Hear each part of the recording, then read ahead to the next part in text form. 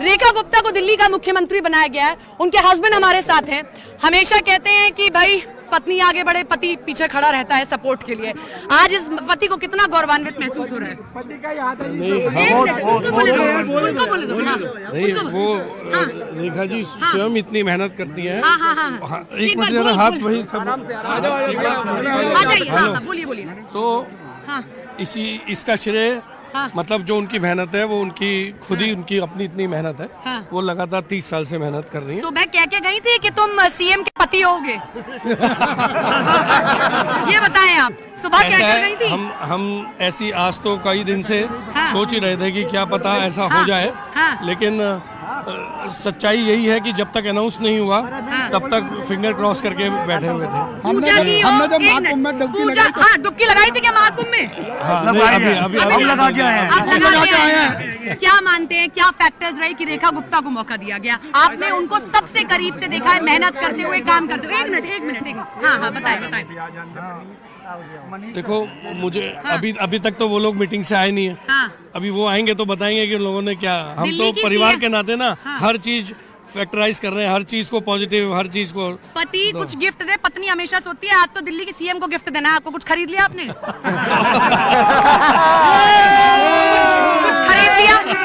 खरीदा आपने? तो आज तो ये अभी न्यूज मिली है। और अभी हमारी मम्मी, हमारे पूरे परिवार वाले लोग, सभी लोग खड़े हुए हैं। और अभी सब मिलके जो है जो नेक्स्ट पॉइंट अब हमारा कल से शपथ के बाद, अपना देवी माता की पूजा करने के बाद, बालाजी महाराज की जय करने के बाद, उसके बाद अगला प्रोग्राम यही सब रहने वाला है। दिल्ली के मुख्यमंत्री जो पिछली बार थे और फिर उसके बाद आतिशी बनी, उन्होंने कहा भाई कभी सिक्योरिटी नहीं लूंगा, कभी ये नहीं करूंगा, वो नहीं करूंगा। लेकिन लोगों ने सवाल किया भाई यही आपने किया। कुछ आप बतौर उनके पति बताएं कि सादगी रखूंगा ताकि अप्रोचेबल हो ये मुख्यमंत्री। नहीं, सादगी तो रहनी चाहिए। बाकी जो पार्टी का प्रोटोकॉल है, जो पार्टी का नियम कायदा कहता है, उसके हिसाब से ही काम करना चाहिए। हमें उससे ज्यादा कोई एक्सपेक्टेशन नहीं है हमारी। और उससे ये देखिए अब बधाइयों का तांता लग गया है। बहुत बहुत बधाई आपको। तो ये रेखा गुप्ता के हस्बैंड थे, बहुत खुश हैं, गौरवान्वित महसूस कर रहे हैं। और किस तरीके से अब इंतजार कर रहे हैं रेखा गुप्ता का। कैमरा पर्सन युगल के साथ सपना शुक्ला, न्यूज़ 18 इंडिया। बढ़ते हैं आगे। जयपुर से बड़ी खबर ये देंगे कि सीएम भजनलाल शर्मा आज दिल्ली का दौरा करने वाले हैं। बताया जा रहा है कि दिल्ली सरकार के शपथ ग्रहण समारोह में वो शिरकत करेंगे।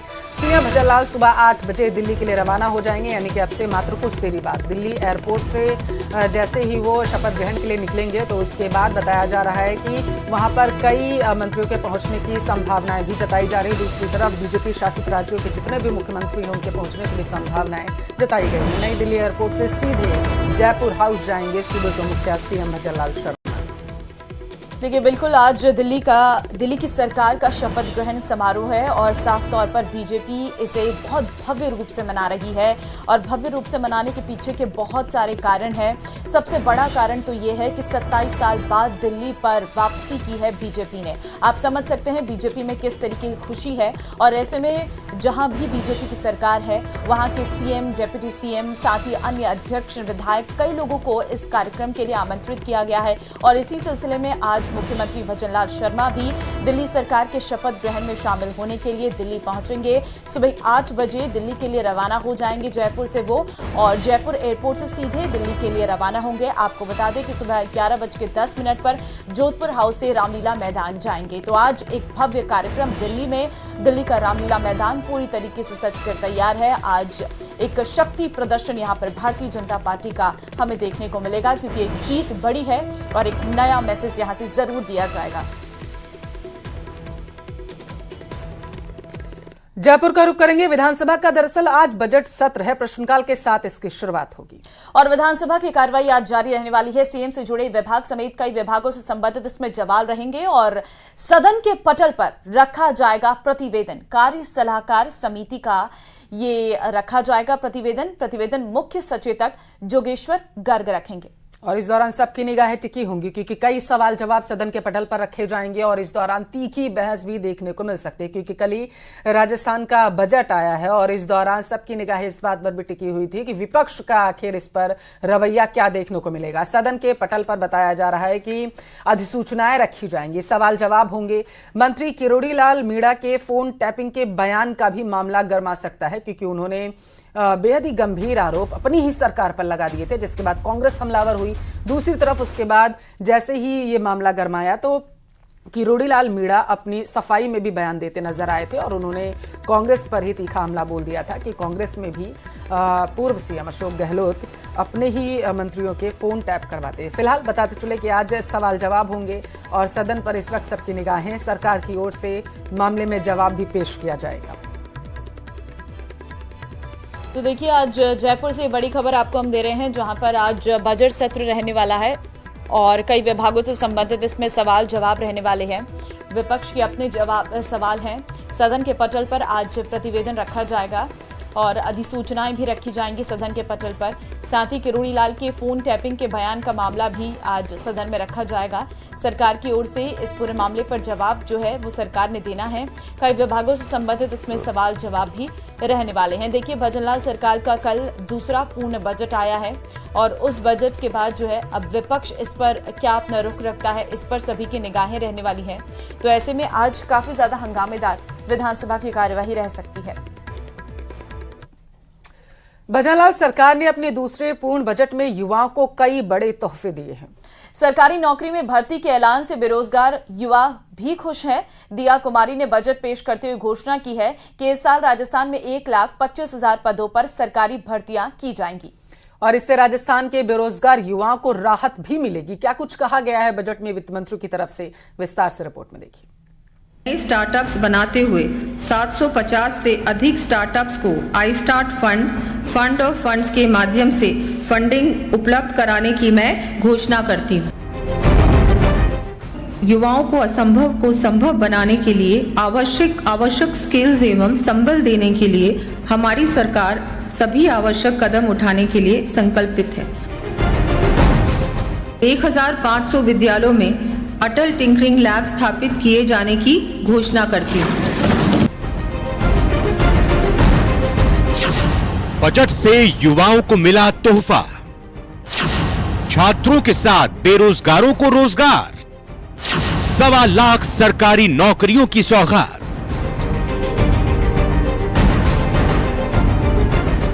वित्त मंत्री दिया कुमारी ने बजट से पहले जैसा संकेत दिया वैसा ही हुआ। बजट में कई अहम घोषणाएं हुई जिससे युवाओं के चेहरे खिल गए। वित्त मंत्री दिया कुमारी ने 2025 के बजट में युवा वर्ग और शिक्षा पर विशेष जोर दिया। उन्होंने प्रदेश के युवा और शिक्षा प्रणाली में कई सौगातें दी हैं। दिया कुमारी ने ऐलान किया है कि प्रदेश में रोजगार नीति 2025 लाई जाएगी। सरकार के दूसरे पूर्ण बजट में दिया कुमारी ने युवाओं के लिए जो ऐलान किया है उसमें सरकारी सेक्टर में 1.25 लाख पदों पर भर्तियां, निजी क्षेत्र में 1.5 लाख पदों पर भर्तियां की जाएंगी। विश्वकर्मा युवा उद्यमी योजना की शुरुआत होगी। 50,000 युवाओं को कौशल प्रशिक्षण दिया जाएगा। स्टार्टअप के लिए युवाओं को फंड दिया जाएगा। अगले साल 1500 स्टार्टअप बनाएंगे। हैदराबाद, दिल्ली, मुंबई, बेंगलुरु में हेल्प डेस्क की शुरुआत की जाएगी। युवाओं को असंभव को संभव बनाने के लिए आवश्यक स्किल्स एवं संबल देने के लिए हमारी सरकार सभी आवश्यक कदम उठाने के लिए संकल्पित है।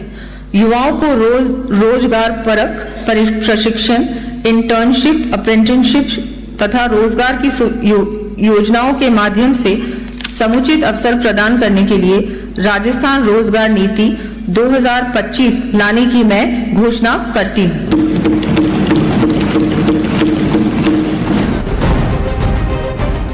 सरकार युवाओं के रोजगार प्रशिक्षण के लिए 500 करोड़ रुपए खर्च करने वाली है। इसके अलावा युवाओं के लिए करियर काउंसलिंग सेंटर की शुरुआत की जाएगी। 1500 स्कूलों में अटल टिंकरिंग लैब बनेगी। अलवर, अजमेर, बीकानेर में डिजिटल प्लेनेटोरियम बनेंगे। भरतपुर, कोटा, अजमेर, बीकानेर के साइंस सेंटर में इनोवेशन हब की स्थापना होगी। कोटा में बनेगा विश्वकर्मा कौशल प्रशिक्षण केंद्र। सभी कॉलेजों में नई किरण नशा मुक्ति केंद्र स्थापित किए जाएंगे। कोटा, सीकर, जोधपुर और जयपुर में युवा साथी केंद्र स्थापित किए जाएंगे। विद्यालयों के अंदर नई किरण नशा मुक्ति केंद्र स्थापित किए जाएंगे। द्रोणाचार्य पुरस्कार से पुरस्कृत खिलाड़ियों को मिलेगी जमीन। छात्राओं को 35,000 स्कूटियों का वितरण किया जाएगा। प्रदेश में खिलाड़ियों को प्रोत्साहन देने की दृष्टि से अर्जुन पुरस्कार विजेताओं के समान द्रोणाचार्य पुरस्कार विजेता प्रशिक्षकों को भी भूमि आवंटित की जाने की घोषणा करती हूं। साथ ही तकनीकी शिक्षण संस्थानों में भी स्पोर्ट्स कोटा लागू किया जाना प्रस्तावित है। स्टार्टअप के सहारे नए रोजगार के सृजन की बात हो या फिर युवाओं के लिए सरकारी और निजी वर्ग में नौकरी का मुद्दा, सरकार ने बजट में हर बात का ख्याल रखा है।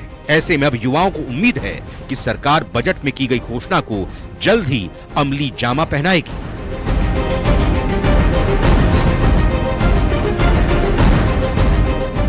Bureau report, news 18, Rajasthan.